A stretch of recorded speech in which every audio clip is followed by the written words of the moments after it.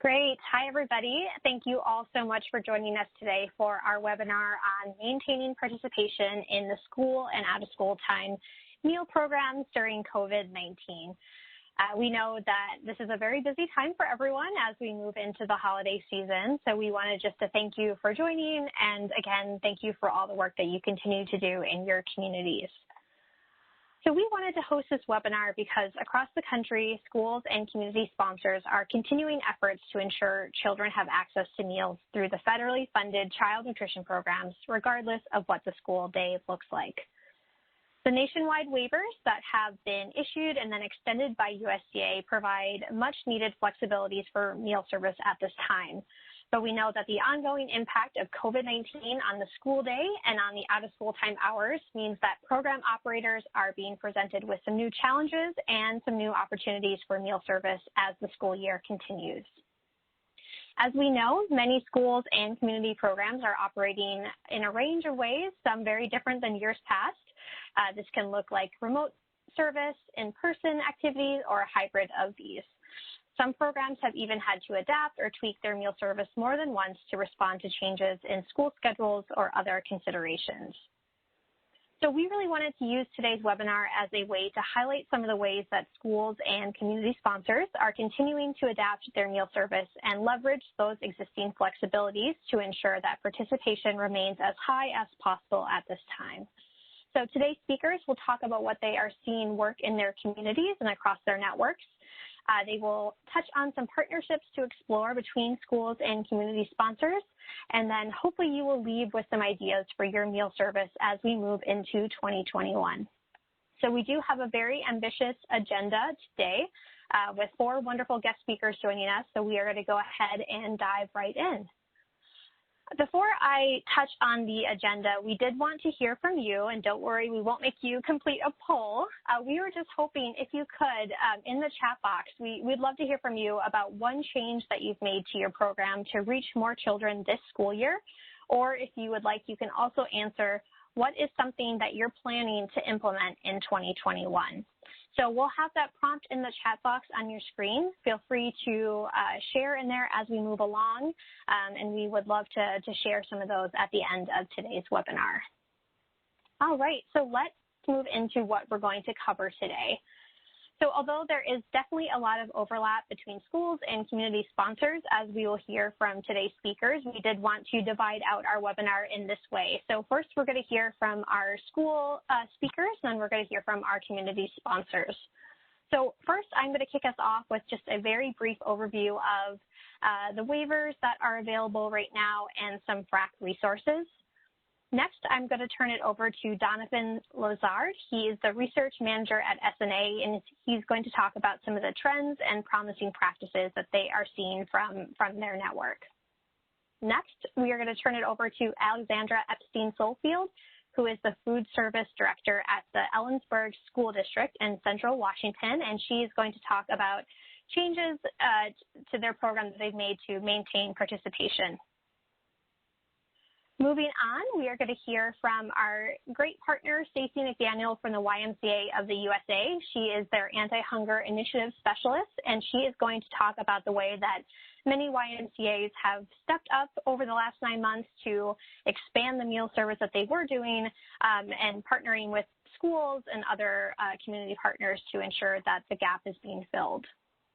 And then last but not least, we will hear from Maya Price. She is the manager of commodity and federal nutrition programs at Feeding America. And she similarly is going to talk about the way that food banks have stepped into the space with summer and after school meals and have worked with other community partners and schools to leverage existing programs. Oh, that's a lot. So we have a lot to get through. At the end, we are going to save around 10 minutes or so for questions. So again, like Nomi mentioned, if you do have any questions, feel free to use the Q&A function on your screen. We'll be tracking those as we go along, and we'll try to get to all of those. If we don't get to all of them, we will make sure that your question gets answered in the follow-up with the recording and any of the resources that get shared out after today's event. All right, so again, feel free to share any insight you have in that chat box on your screen as well, and we'll go ahead and move on. All right, So I'm sure many of you on today's webinar are very familiar with the nationwide waivers that were introduced in March in response to the pandemic and then have been since extended through the rest of the school year until at this point, June 30th, 2021. These make it easier to serve meals in a variety of settings as the pandemic continues to change the way that the school day looks. So I did want to give a quick refresher on some of these just to kind of set up the context for what our speakers are going to chat about. But if you want more information, we have a waiver tracker on our website that is shown here on the screen. And then USDA's website has all of the waivers by state, and you can see all of those listed. So, of course, the big one that has been extended is the option for non-congregate meals. So usually with the school meal programs and summer and after school, you do have to go to a meal site and stay there and consume the meals, and that has been waived during this time because, again, we know that many schools are remote. The other big one that we were very excited about and worked with many partners to extend is the option to continue summer meal operations. So schools can do either summer food or the Seamless Summer option. Community sponsors can also utilize summer food. So that was a really great win. We know that it reduced paperwork, made it easier for programs to operate, and yeah, was just a really big win. So we're excited about that. The other piece is the waiving of the area eligibility requirement. So usually for summer food and for CACFP after school meals, you do have to be located in an area where at least 50% or more of the children qualify for free or reduced price meals. That was waived in the spring, and then it was, again, extended through the school year. So I would, before, again, you make any changes to your programs, to check in with your state agency about this area eligibility waiver. So that's just one thing to note. Moving on, there were some more flexibilities with meal service time and meal pattern flexibility. Oh, previous slide, please. Thank you. So that was a big one, and we'll dive into that a little bit more. Parents and guardians can pick up the meals, and children don't have to be present. And then a big one in terms of the CACFP after-school meal program. As I'm sure everyone here in the webinar knows, usually you did have to provide an enrichment or an educational component at the program location, and that has been moved to be virtual or take home if a program is not meeting in person. So there are many flexibilities there with the after-school meal program. All right, next slide. All right, so how are schools and community sponsors utilizing these flexibilities?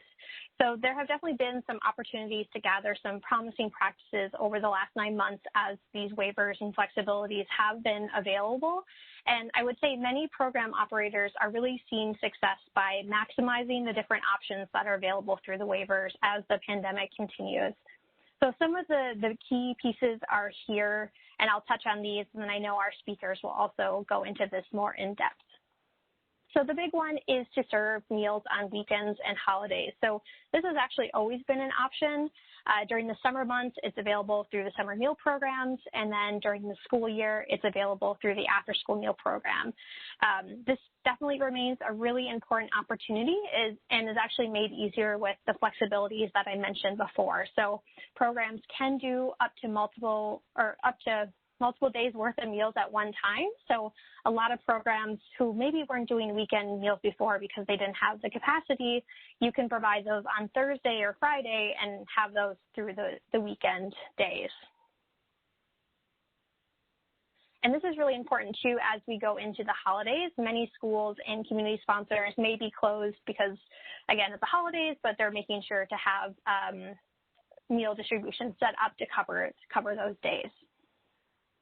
The next piece that I wanted to touch on is the opportunity to serve up to a week's worth of meals at one time, and this is available through the meal service time waiver.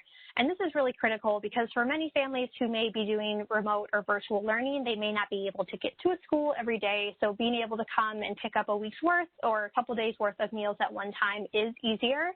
The only thing I would flag here is to definitely make sure that you're connecting with your families and, ensuring that they have the space and the storage to accommodate these meals.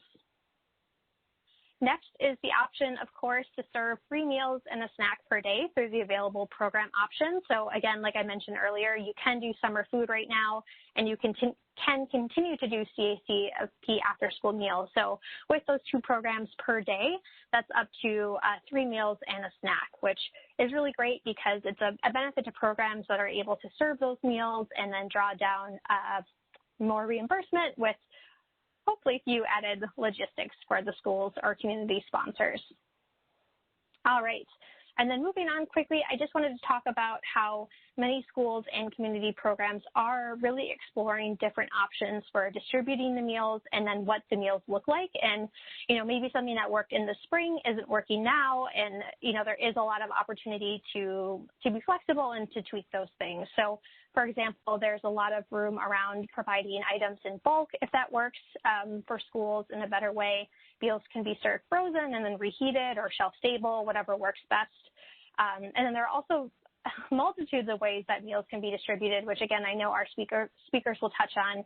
We've seen everything from delivering at bus routes to delivering to home to pickup and curbside pickup. And then there's also the added component of hybrid models where children might be there in the morning or one day and then off a day or the rest of the afternoon. So schools have definitely had to adapt to that. And I know we'll be hearing a little bit more about that as well. So the last thing that I'll say here before moving on is what we're hearing is that it's still really critical to maintain communication with families. For anyone who does summer meal service, for example, you know that outreach is such a critical component of these programs, just making sure families know where they can go, what the hours are, what's required to pick up. So this is definitely more so important because things do seem to be changing more frequently, and maybe families who weren't getting free meals before are now eligible. So it's definitely a key part of this. And you know, families also can have input on the programs, like whether they do have the capacity to store the food items, whether the pickup times work for their families. So all of these are really key ways to maintain that communication. And many schools are just really incorporating meal service conversations into whatever kind of school day model they have. So if it's remote and virtual, making sure that families continue to hear about the meal service that's available. So those are just some of the kind of key best practices that we've seen. And I think moving on, I just wanted to touch on some of the resources that we've created to kind of touch on these things. So quickly, one of the ones that we had released recently is serving meals on weekends and holidays during COVID-19. So this really details all of the different regulations. It has some best practices for how to distribute those meals and what to think about. And then we do have a couple programs highlighted. From there, moving on to the second resource, it's food banks and the child nutrition programs during COVID-19, and we worked with our partners at Feeding America on that. So similarly, talking about the programs and how food banks can play a really critical role. And then last but not least, we did update a resource that we had from years ago about ways to increase school meal application returns if that is something that your school district is struggling with. So I think that's it for me for now. I'm going to stop talking because I know we really want to hear from our guest speakers today. So our first speaker kicking us off today is Donovan Lessard from SNA. So I will go ahead and turn it over to him. Hello, everyone. Thank you, Clarissa, and thank you to FRAC for hosting this webinar. I'm Donovan Lessard. I'm at the School Nutrition Association, and I'm going to be talking about some school nutrition trends and best practices today. So next slide, please. So the data that I'm going to present today is from our newest research report, The Impact of COVID-19 on School Nutrition, Back to School 2020.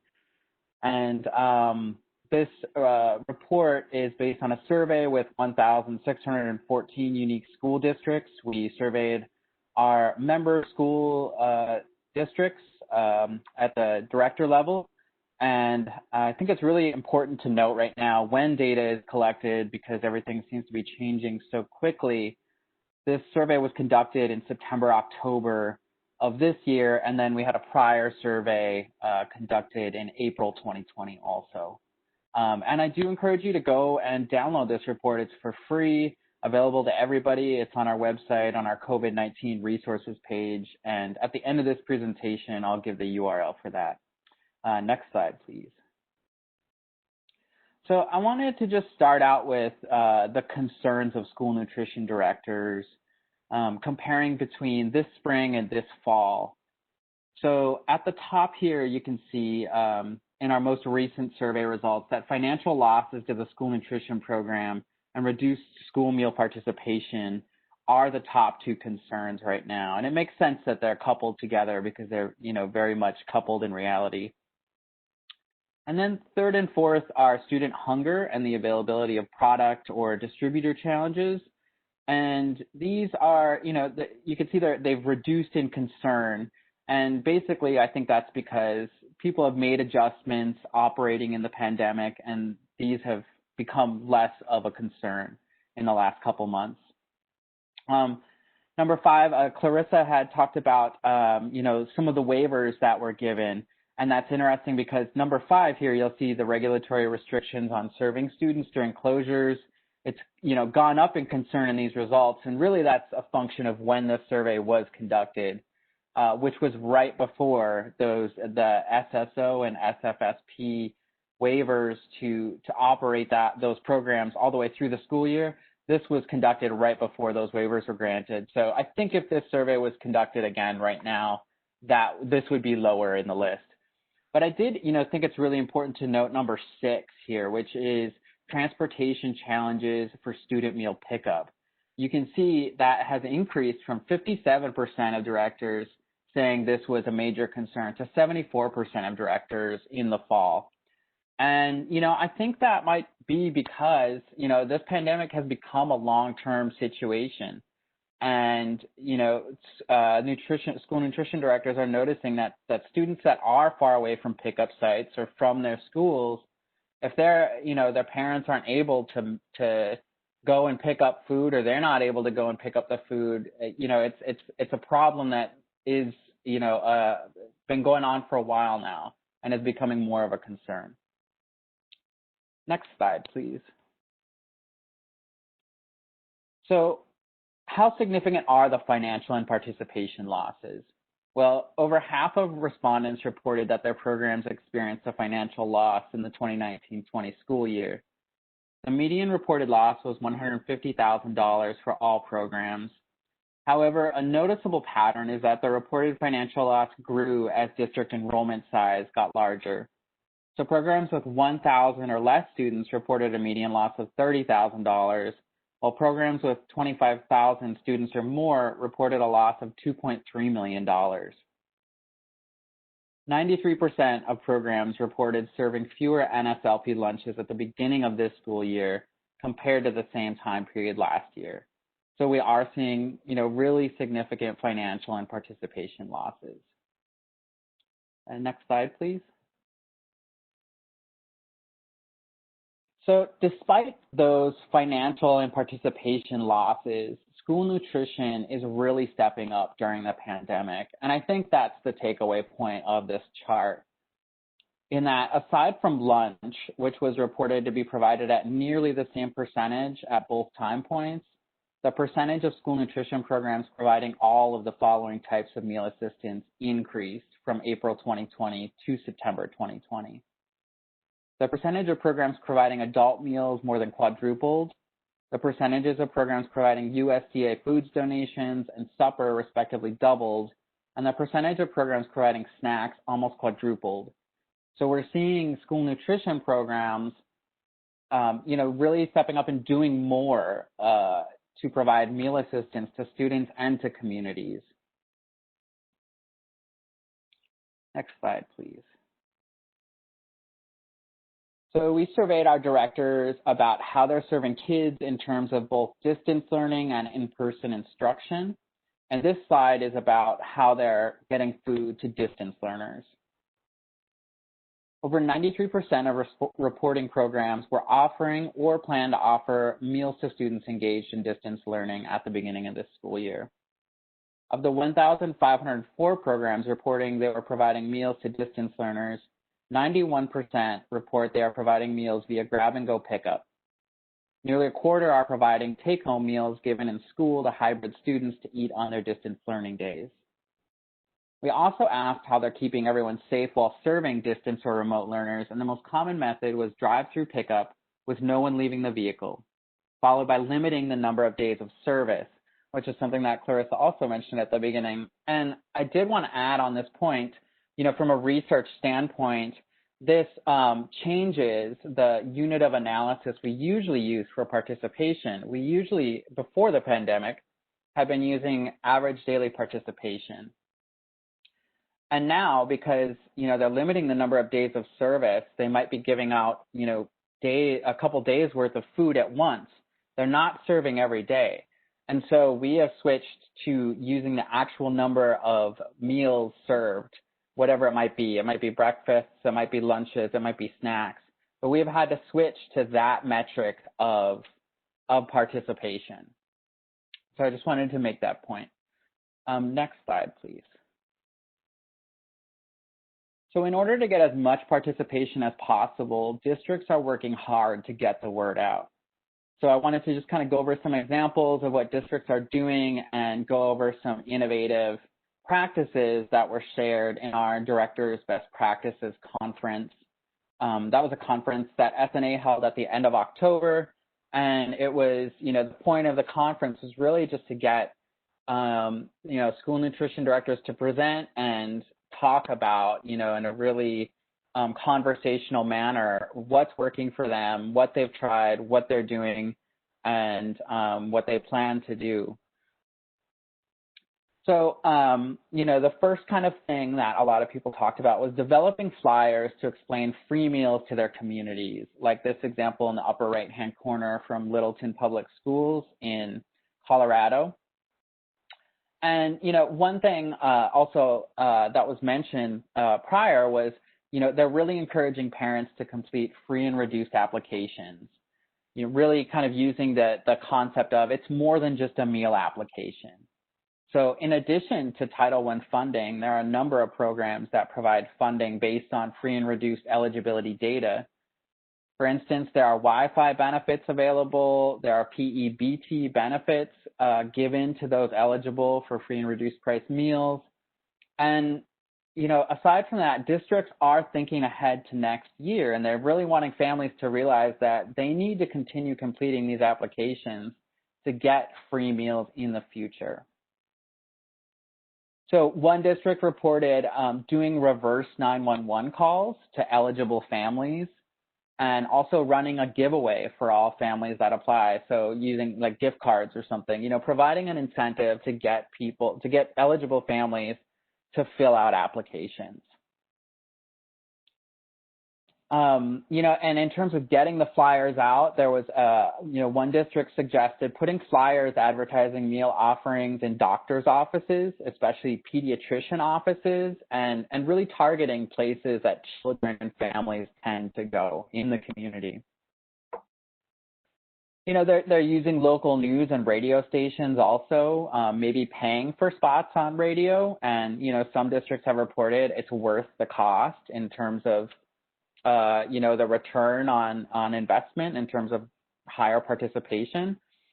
And the more, I would say, kind of an exciting and innovative thing too that people are doing is really using social media and especially Facebook.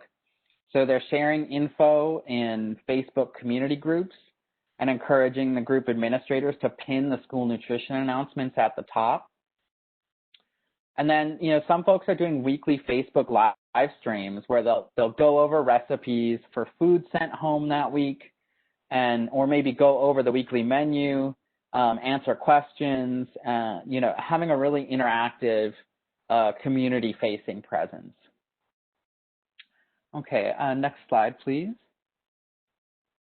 So I wanted to highlight this one great use of technology by Burke County Public Schools in Georgia. So they're using technology to make sure that distance learners get fresh, nutritious meals in a safe way. So they're sending home boxes of food, and that food requires preparation. So they're providing weekly online recipes and prep directions for family members to prepare the food. So that's on this website here. And then to make it as easy as possible for family members to get the recipes and directions, they actually include QR codes right on the food packaging that links to this website. So not only does the website provide directions for preparation, but it also has really important food safety information. So I just thought this was a really great, simple, easy to access way to provide really good, fresh, nutritious meals. Okay, next slide, please. So, we also asked directors about how, if they're planning on offering meals to students in school buildings, and if so, how they're doing it.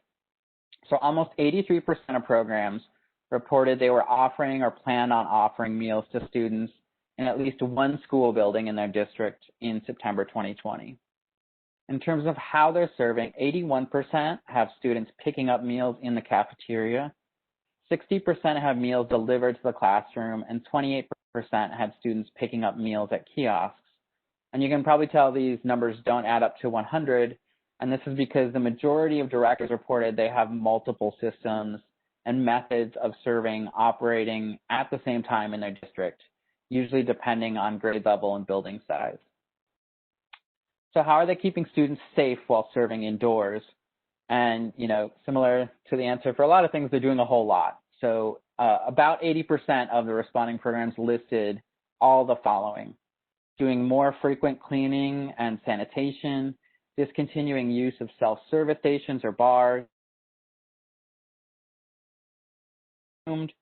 providing or requiring masks for students, requiring students to wash hands or use hand sanitizer prior to meal service, enforcing social distance during meal pickup, and serving pre-plated or packaged meals.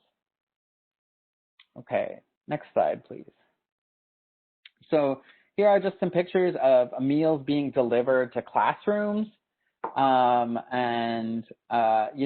thing that this picture also brings up are, the number of trays and the rolling carts that are, that school districts have had to purchase.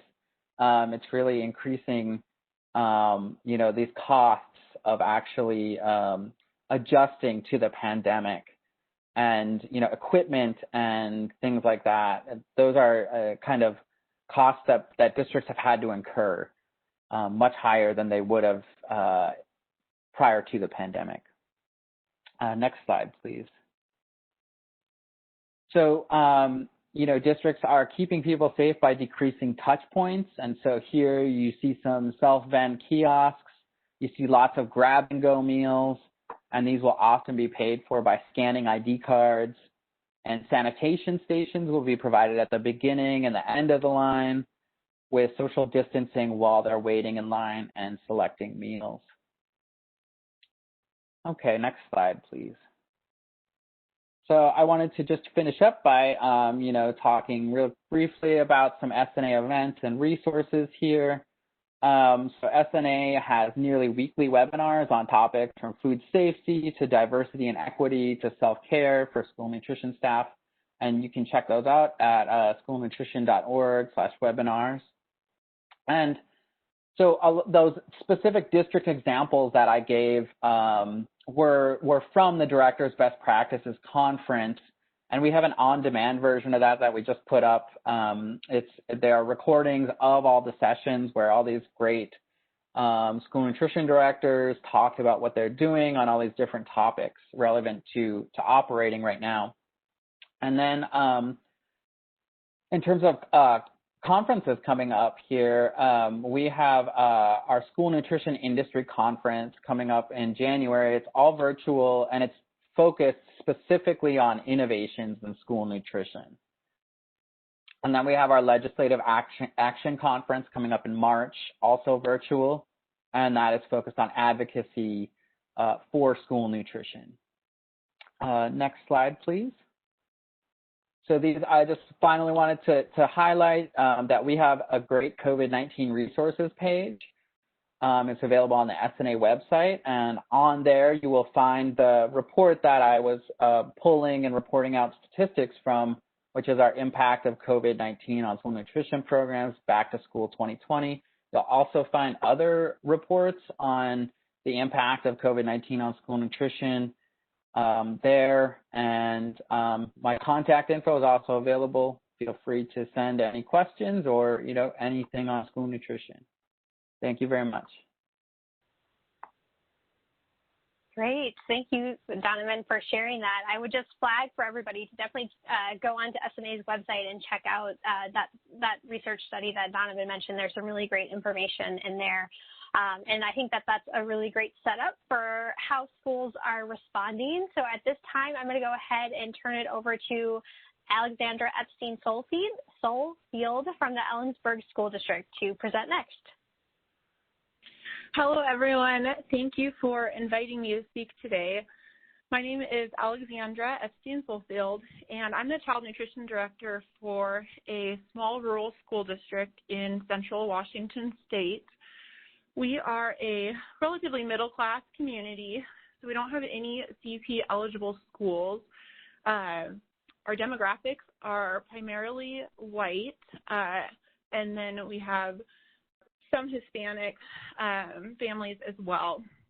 Our enrollment is 3,300 students approximately, and 30% of those qualify for free meals. We have about 9% who qualify for reduced, and then 61% qualifying for paid. We have 3 elementary schools, a middle school, and a high school. And I'll just jump right into what we started doing in the spring. And you can see we've got some photos on the screen. This is from our early program in the spring. Our schools closed on March 13th, and we started our curbside meal pickup on March 16th. At that time, we were doing a daily meal pickup, and we handed out 1 bag to each family or child, which included a breakfast and a lunch, and then 2 milks. It was serve-only style, and we operated under the emergency SFSP provision. In the upper right corner of the screen, you can see one of our gals putting together our bags in our commons area at our middle school. The green bags in the next photo are from a holiday meal distribution where we handed out 2 days worth of meals. And then the third photo with the bus in it shows what our rural community looks like. So we started at 1 site on the 16th, and on April 6th, we expanded to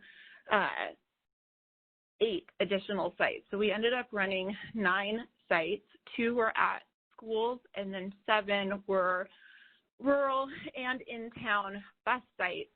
And we did not do routes so much as we camped out at different locations in our community for an hour and a half each day.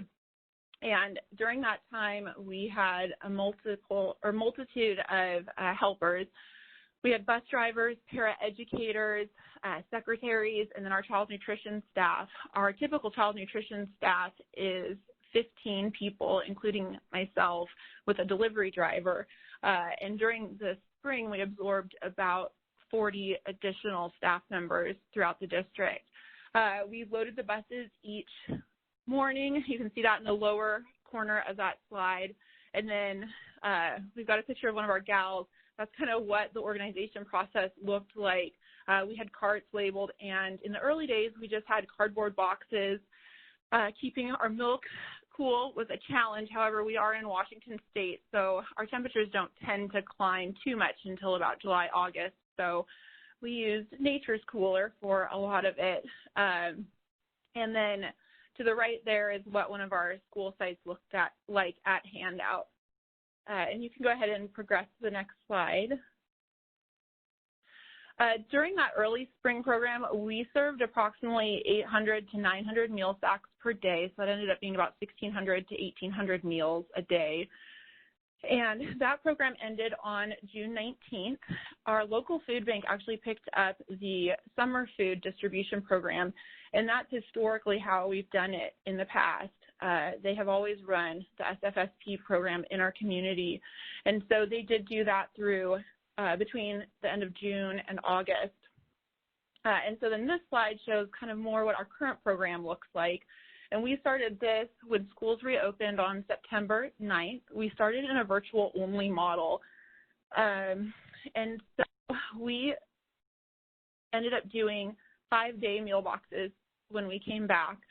And the reason for this was the burden that we saw the daily pickup was on our families. Because we weren't doing a lot of delivery, most of our families had to come to our site.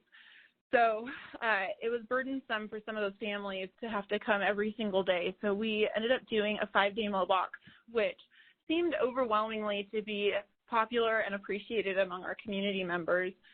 When we started this program, like I mentioned, the schools were closed, so we had all of our common spaces available to us to pack our boxes. So that's what that picture up in the upper left is at our high school. And then next to it is what a typical box looks like. That contains the 5 breakfasts, 5 lunches. Luckily, due to some grants, we were able to improve our signage, improve our food packaging, our storage. We moved to insulated Cambro boxes for a lot of our transport. We were able to improve our carts and racks so that they could handle heavier loads. A lot of our wire racks started bending under the weight of all the food we were doing initially. And then in October, our school district actually went back to a hybrid model. They started at the elementary school and then progressively introduced the upper grade levels. And we operated under, or we're still operating under, a hybrid AB model. So we have a group A all day on Monday and Thursday, a group B all day Tuesday and Friday, and then another group that's remaining virtual. And those 3 are split pretty evenly by a third. So one third of the students come on Monday, another third on Tuesday, and then the final third are actually virtual. We planned on operating NSLP right up until the start of the year, and I think it was probably 2 days before school was to start that we found out we were able to go to SFSP.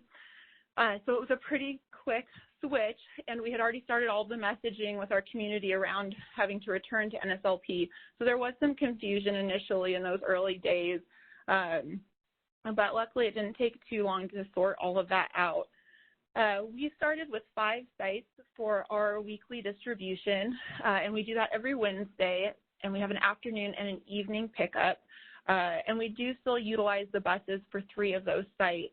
However, we lost all of the peripheral staff that were helping us in the spring, so we are now operating with our 16 child nutrition employees, that includes the driver, and then the 6 to 7 bus drivers who are helping us on Wednesdays.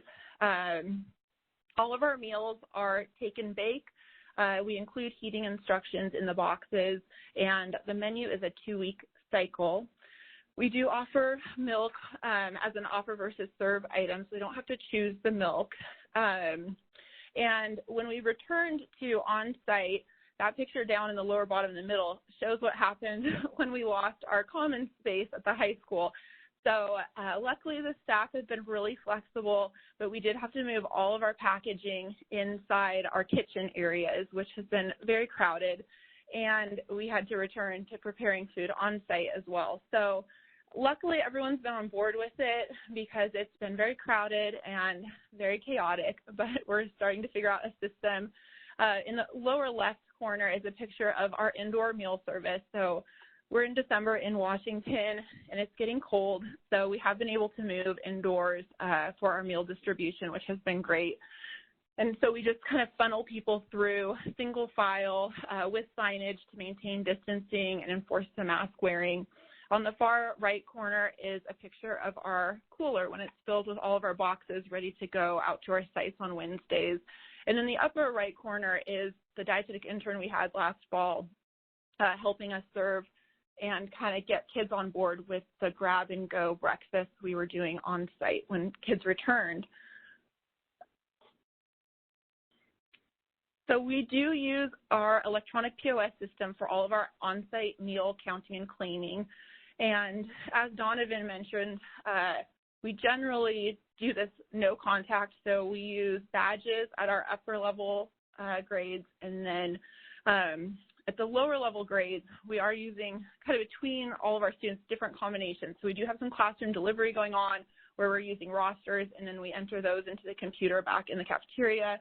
And then we also have some students eating in the cafeteria and coming through our lunch lines, and that's when they either use a badge or they'll state their number or their name for us.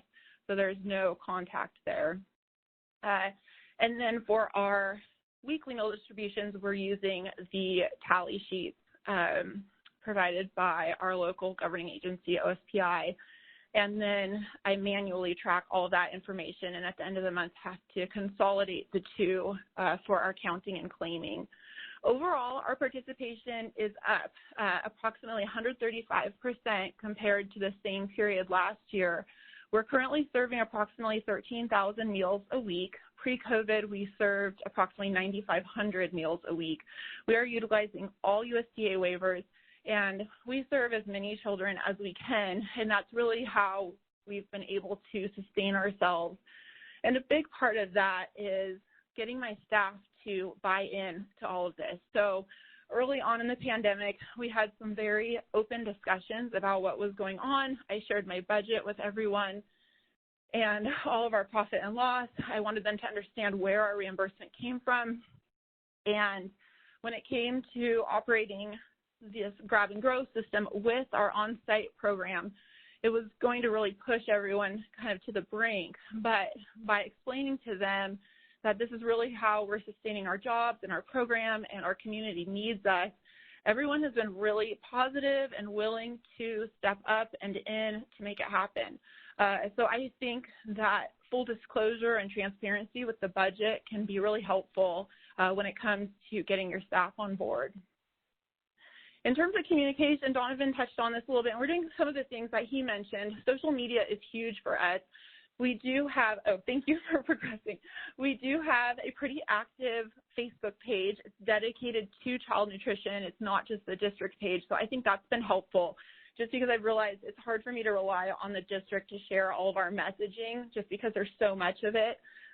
We also work really closely with our community partners, the health department, our food bank, the city of Ellensburg, and I'm constantly asking them to share the messaging and get the word out. We obviously keep our district website as up to date as possible, and then we also send letters home and flyers.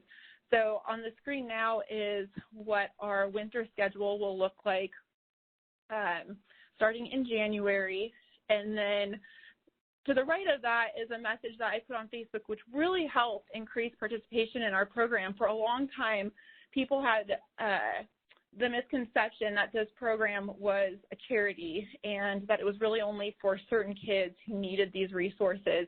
And we just really wanted to reinforce that it's for everyone, and it honestly pays our wages and keeps our staff employed. And after we posted this, we got a lot of feedback, and we noticed our participation jump significantly. You can go ahead and go to the last slide, and I'll try and wrap up here. I know I'm running a little long. Just some samples of our menus. So on the left is the grab and go meal pack menu. Like I said, it's on a 2-week cycle, and we will be trying to switch it up again in January. And then on the right is our on-site menu.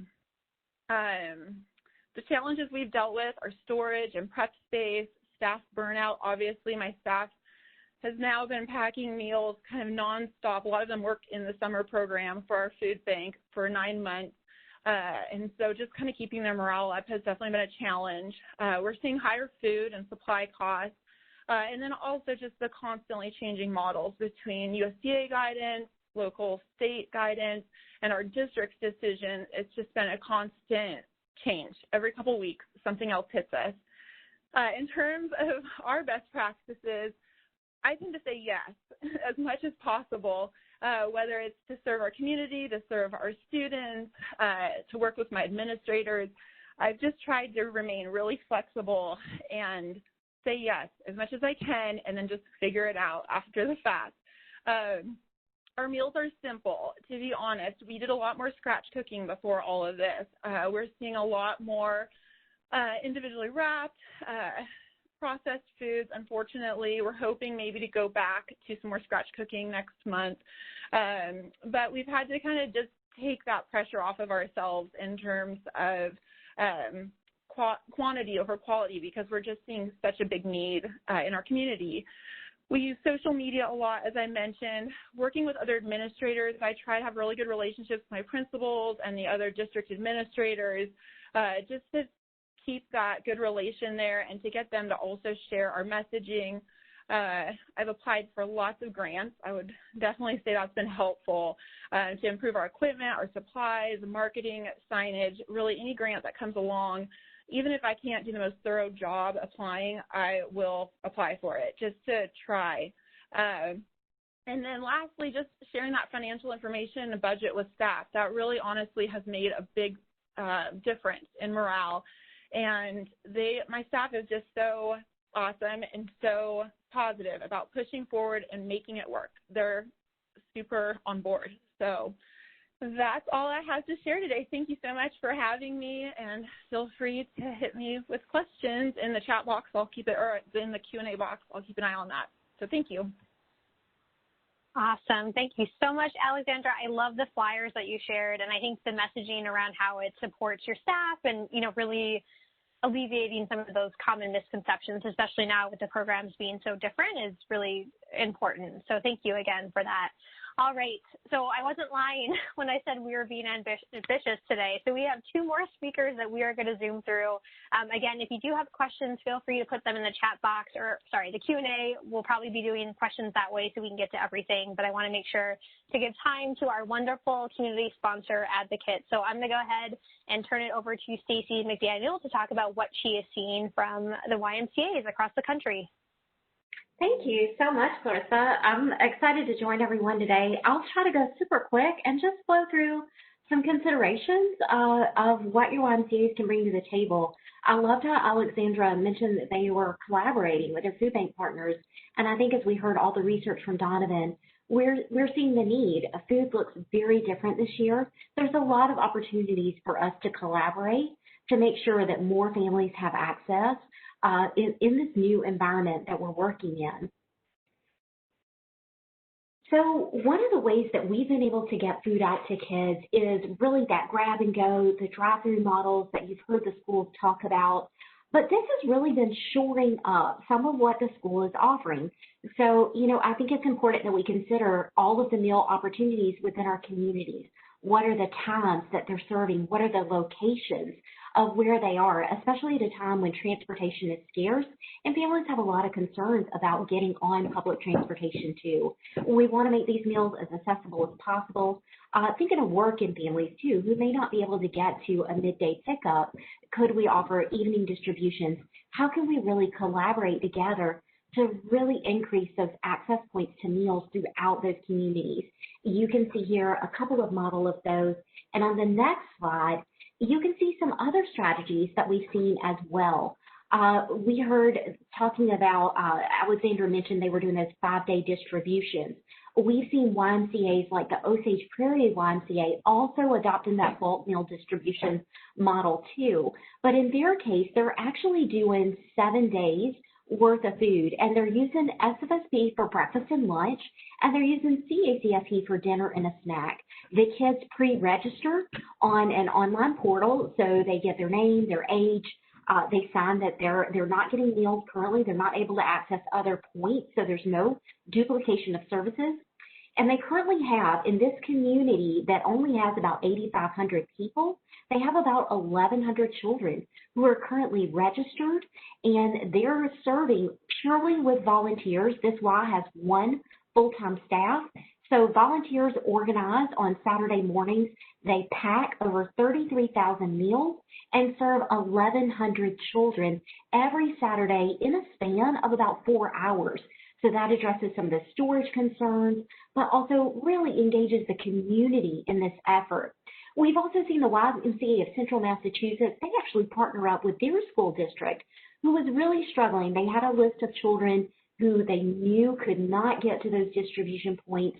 So they partnered with the Y for this home delivery for really targeted efforts. The YMCA actually put a call out, and within an hour had over 100 volunteers agreeing to help transport and drop off these meals. Just shows, again, this community-wide collaboration. Also want to point out the importance of volunteers right now.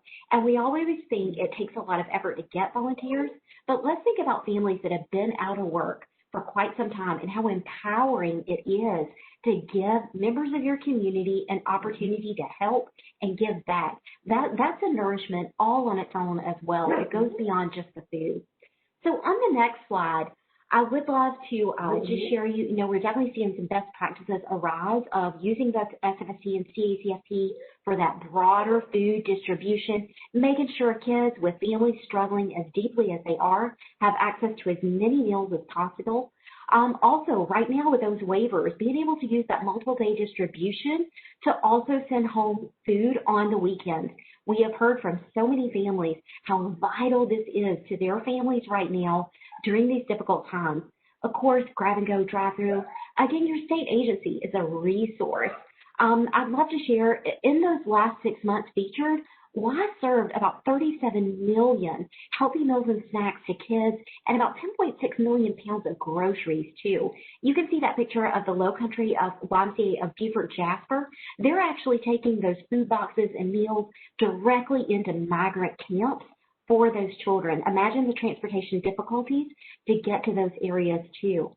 So really does help. Let's go ahead and look at the next slide. And again, I will try to go quickly. I won't read all of these to you. You can see the partnerships in place across these communities. Sioux Y is on the Indian reservation up in South Dakota, and that has just been instrumental in going mobile. It's over 100 miles daily. It's so spread out and rural. I really love this feature, the last one out of Grand River Y, Missouri. That school is in session. They actually ring the bell 15 minutes early so that the kids can come get a bag full of meals and snacks through the YMCA, and they also pack some send-home activities. This YMCA had about 50 kids in their after-school program. They are now providing dinner and snacks to nearly 500 kids using those waivers, which has really helped that school in that really troubled community have dinner for all kids in their programs and really working together to collaborate to provide that service to get meals to kids who need it. Next up, tips for if you would like to partner.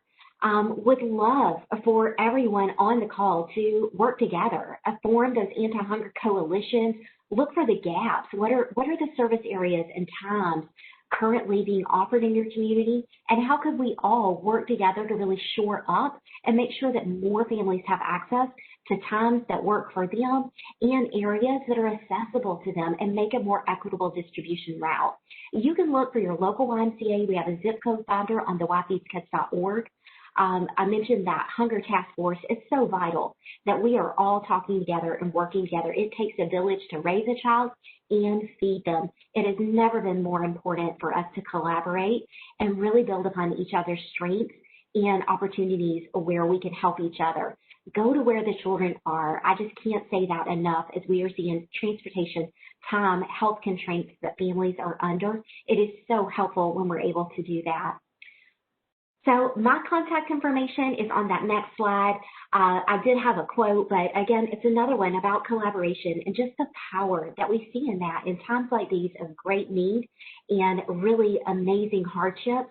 We need each other, and together we will be able to alleviate hunger for families. So without further ado, I am proud to see my colleague Maya Price from Feeding America up next. Great, and thanks so much, Stacy, and thanks, Clarissa, for inviting us to be on this call. If you go to the next slide, I won't spend too much time on each of the slides, but I do want to just at a high level really note that since the start of the pandemic and until now, our network of 200 food banks has been able to really leverage and serve a lot of meals through SFSP and then also through CACFP as well. And how that's shown up is I won't walk through all of the models, but particularly noting, as Clarissa said earlier, how multiple days worth of meals at once has been crucial to our network. Being able to take home multiple days of meals and not have to worry about children coming to access those at sites has been very crucial to our network. Another thing I'll quickly highlight is prepackaged family boxes that our network has been able to implement through programs such as School Pantry. In addition to our federal programs, we also have other national programs that our network has been able to operate under. And then as we think about distribution models, again, parent meal pickup has been very crucial. We've seen a lot of distribution through home delivery models, and then also deliveries in partnership with schools through bus stops and housing authority complexes as well. Next slide. So again, I won't go into the details of this all, but this slide is to really show that we've captured what is happening under SFSP and CACFP.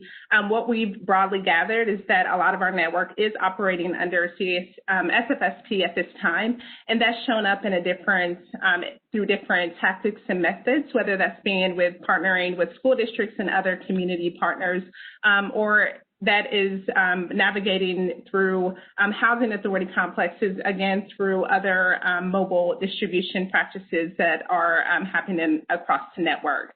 As we think about CACFP, we've seen that show up differently across states. As Clarissa noted, having that conversation and close relationship with your state is very crucial. You'll see as Feeding in Louisiana, really negotiating and drawing up an MOU that will solidify that partnership. Houston Food Bank working with daycare sites, Second Harvest Food Bank working with other partner agencies as well. And I'll quickly note that as we think about supplementing the federal programs, a lot of the collaboration with federal programs has shown up through CFAP boxes, known as Farmers to Family Food Box Program, and then also through our commodities program. So happy to chat about that more and follow up if you have questions. Next slide. So as we think about key network practice, I'll quickly just note that if you go to the next slide, as Stacey noted and others on the call, innovative partnerships have been crucial as we think about schools, other nonprofit agencies, as WISE, as we think about local government, and also as we think about SNAP, as we think about PEBT and how that has been facilitated through our network.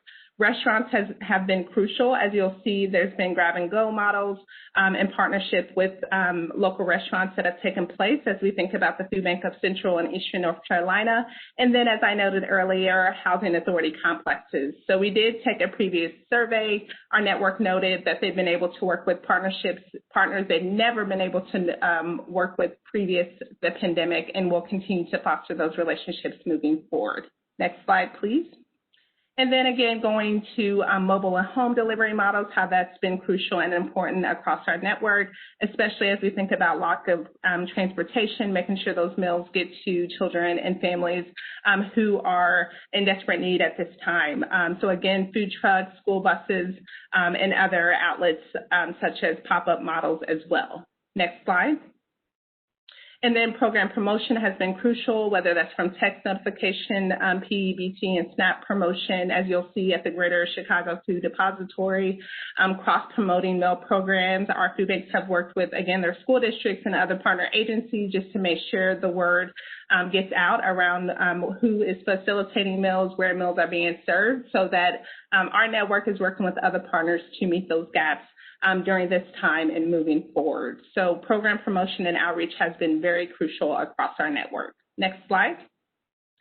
And then just quickly wanted to note that and share some resources. It's been so great to be on the GR team, to work closely with our programs team.